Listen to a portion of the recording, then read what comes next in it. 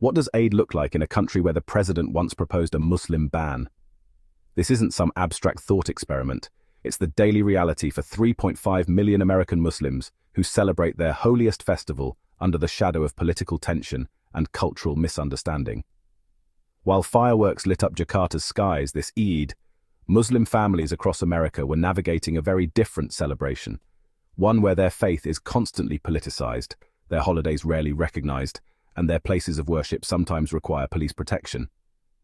For this special report, I embedded with three remarkable families: a Syrian refugee in Michigan who fled war only to find new battles in America, a Pakistani ER doctor in Texas working double shifts on Eid, and a third-generation Indonesian entrepreneur in California reinventing tradition.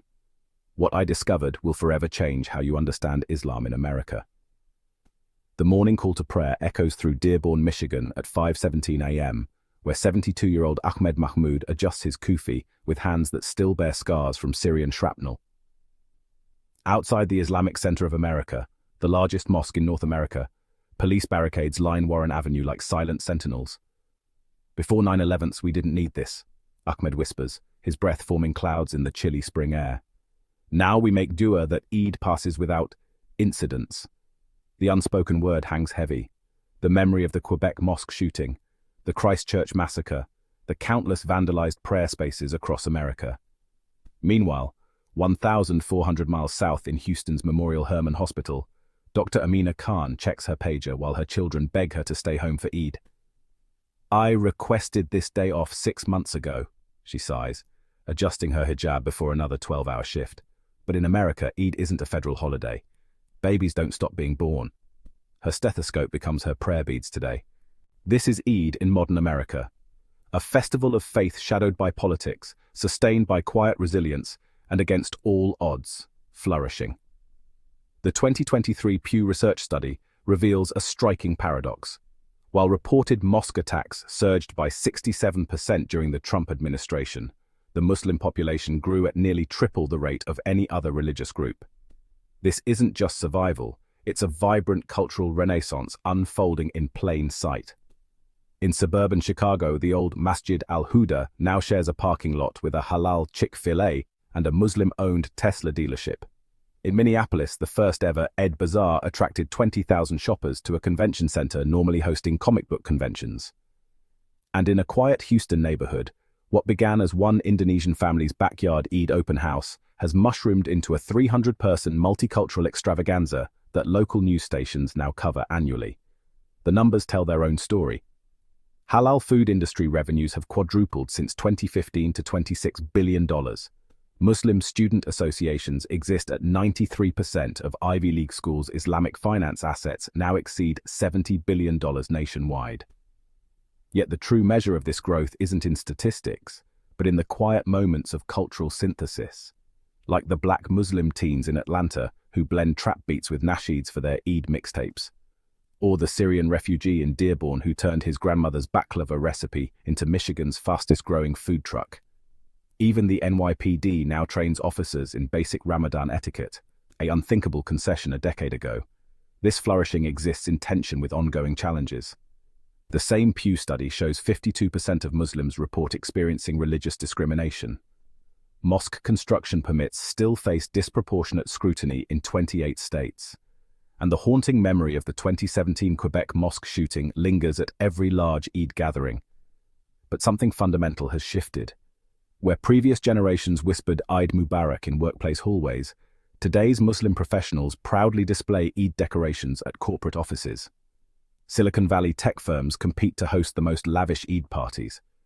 And when a Florida school board recently rejected an Eid holiday, student walkouts made national news.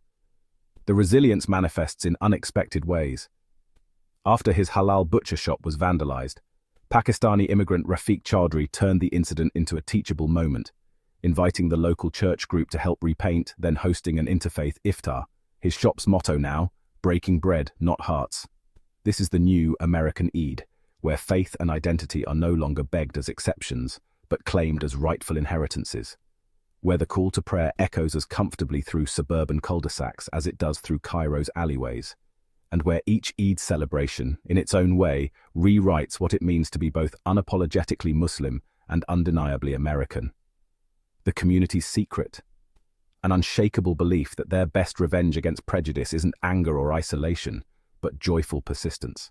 As Imam Abdullah, who survived a mosque arson attempt in 2018, puts it while handing out Eid gifts at a homeless shelter, they tried to burn down our house of worship, so we built 2 more, and a food pantry. The prayers that defy stereotypes. At New York's Times Square, that temple of capitalism and celebrity, an extraordinary sight unfolds at dawn.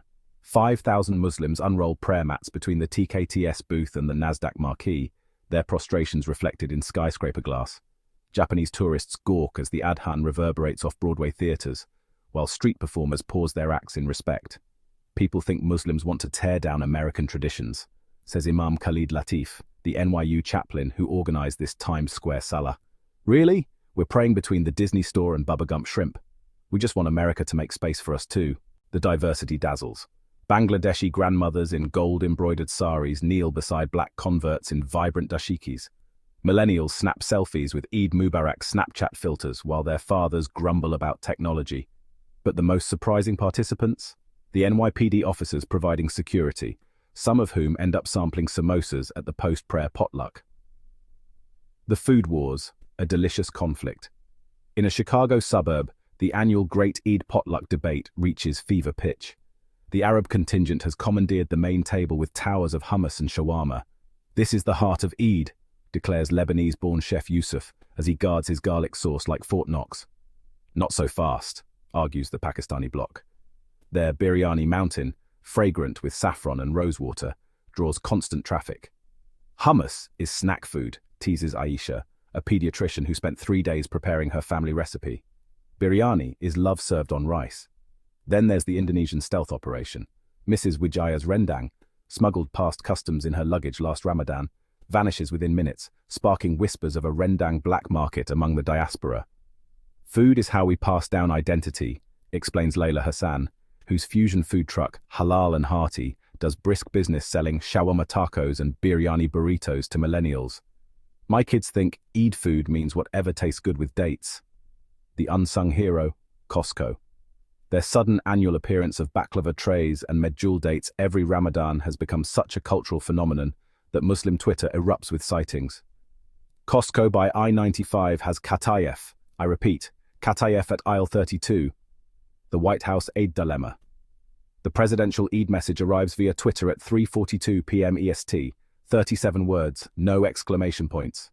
Former Obama staffers wince remembering the elaborate White House receptions, the crystal punch bowls, the hand-calligraphed menus, the presidential handshakes with imams from all 50 states.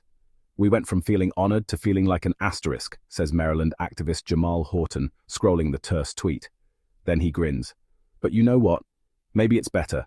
Now we focus on building our own power instead of begging for scraps from their table.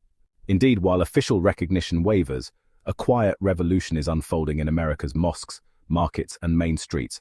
The numbers tell a powerful story of a community coming into its political and economic power.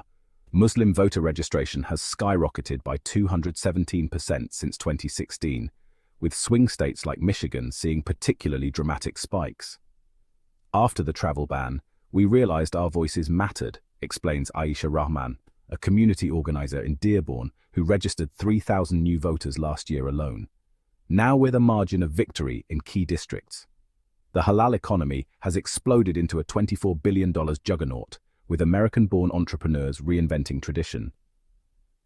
In Brooklyn, Halal Guy's food carts have morphed into a 300-location franchise.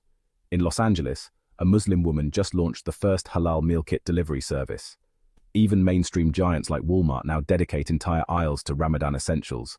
That viral video of rival Texas high school football teams breaking fast together. It wasn't just heartwarming, it was emblematic. Similar scenes now play out nationwide. A Utah Mormon church hosting Eid prayers after their Muslim neighbor's mosque flooded Jewish and Muslim families in Chicago, trading Ramadan and Passover recipes. A Black Baptist choir performing nasheeds at a Detroit Eid festival. The cultural impact reaches surprising places. When a Muslim character on HBO's Rami struggled with Ramadan temptations, it sparked nationwide conversations about faith in modern America. The Muslim Girl media empire now reaches 4.2 million monthly readers. Even country music is getting in on the act. A Nashville songwriter recently penned Eid in Tennessee, blending banjo riffs with Arabic lyrics. This groundswell reflects a generational shift. Second and third generation Muslims are bridging worlds with entrepreneurial flair. A Somali-American teen's hijab designs now stock at Nordstrom. A Pakistani engineer's halal food app just got Silicon Valley funding. A Syrian refugee's bakery was featured on the cover of Bon Appetit. The challenges haven't disappeared. FBI data shows hate crimes against Muslims remain 300% higher than pre-9/11 levels. Political rhetoric still flares around mosque constructions, but the community's response has evolved from defensive to defiantly constructive. As Imam Malik observes while watching multi-ethnic kids play at his mosque's Eid carnival, they tried to marginalize us. Instead, we became the most interesting people in America. The proof? When that Texas football video hit 18 million views, the most liked comment simply read, "This is the America I want to live in." And with each passing Eid, that America comes closer to existing. The fight for Eid recognition isn't just about a day off. It's a litmus test for American pluralism. Consider the school calendar wars. While Christmas gets weeks of pageants and winter breaks, Eid requests still prompt suspicious questions. A Virginia school board member actually asked last year, how do we know they won't use the day for other activities? The corporate revolution, from Amazon's halal cafeteria options to Nike's pro-hijab, businesses are outpacing government in accommodating Muslim employees. CEOs understand our purchasing power, laughs finance analyst Rahim Ali. Politicians will catch up when they want our votes. The representation reckoning. The 118th Congress includes a record 8 Muslims. But as Rep. Ilhan Omar notes, we're still debating whether Muslim is compatible with American. My existence answers that. At its core, this exposes America's founding contradiction. A nation built on religious freedom that still struggles to recognize religions outside its Protestant roots. When a country claims to welcome all faiths but only accommodates some, what does that say about its values? The internal Muslim-American divide proves just as fascinating. The traditionalists. Our kids shouldn't do Halloween or prom, declares Imam Fareed of Detroit, sparking yearly debates about cultural isolation. His summer camp bans smartphones and teaches medieval Islamic sciences. The progressives. Let's make Eid the next Black Friday, counters activist Layla Abdullah, whose Muslim Girl magazine sponsors Eid fashion shows featuring hijabi models and Muslim drag queens. The politicians. Rep. Rashida Tlaib's decision to host an LGBTQ+ Eid celebration last year caused such uproar that young Muslims organized America's first queer Muslim Eid in response, complete with rainbow-hued kufis and an iftar sponsored by a gay imam. The tension reflects a community coming of age. Second-generation Muslims are demanding space for complex identities. The queer Muslim, the atheist-raised Muslim, the convert who loves both Quran and country music. As scholar Dr. Omar Suleiman observes, our grandparents worried about preserving Islam in America. Our kids are busy redefining what that even means. With that said, thanks for watching. And until next time, remember this. America's Muslims aren't waiting for permission slips to practice their faith. They're too busy rewriting the rules, praying in Times Square, spiking biryani sales at Costco, turning political neglect into grassroots power. Their Eid celebration isn't just about marking the end of Ramadan.